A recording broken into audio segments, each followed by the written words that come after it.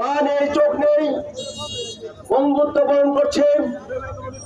এত কিছুর বিনিময় যে নতুন সরকার গঠিত হয়েছে, সেই সরকারের দায়িত্ব হচ্ছে বাংলাদেশকে সুন্দরভাবে পরিচালনা করা, মানুষের বাক স্বাধীনতা রক্ষা করা, মানুষ স্বাধীনভাবে তার কাজকর্ম করতে সেই ব্যবস্থা করা।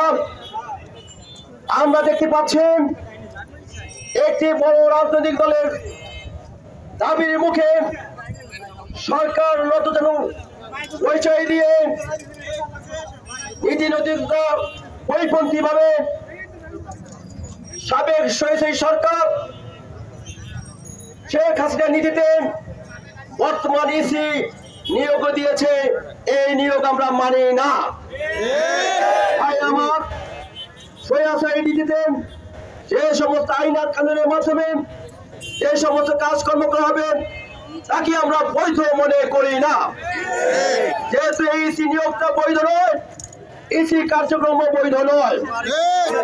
ইসি একটার পর একটা সিদ্ধান্ত গ্রহণ করছেন যা 18 কোটি মানুষের যে দাবি দেওয়া, যে আকাঙ্ক্ষা তা পূরণ করছে না। ভাইয়ের আমার, বন্ধুরা আমার, আমরা তাই চাই এই ইসিকে বাতিল করে দিয়ে নতুন ইসি কমিশনার, যে নতুন কমিশনারের যে নীতি নৈতিকতা তৈরি করেছে, নিয়ম কানুন তৈরি করেছে, তার ভিত্তিতে নতুন ভাবে, নতুন করে, নতুন নিয়মে, নতুন ভাবে ইসি নিয়োগ করা হোক। ভাই বন্ধুরা, আমরা দেখতে পাচ্ছেন আজকে কিছু নেতারা উল্টাপাল্টা কথা বলেন। যে সমস্ত ভাষা রাজনৈতিক ভাষা নয়, সেই সমস্ত ভাষা উচ্চারণ করতে কষ্ট হয়। তারা বলে এনসিপি কে কি পানি দিয়া নাকি ভাষাই দেবেন। প্রিয় ভাইরা আমার, সেই রাজনৈতিক দল একটি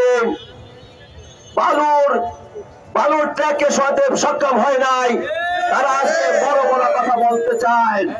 আমরা তাদের কথার উত্তরে বলতে চাই, আমরা 18-16 বছর যাবৎ যেই সরকার জগদ্দল পাথর মতো সরিষারি কাদা দেশ চালিয়েছিল, সেই সরকারকে যখন হটাতে ব্যর্থ হয়েছিল, তখন বাংলাদেশের ছাত্র জনতা সবাই মিলে ঐক্যবদ্ধ আন্দোলনের মাধ্যমে তাকে পালাতে বাধ্য করেছিল।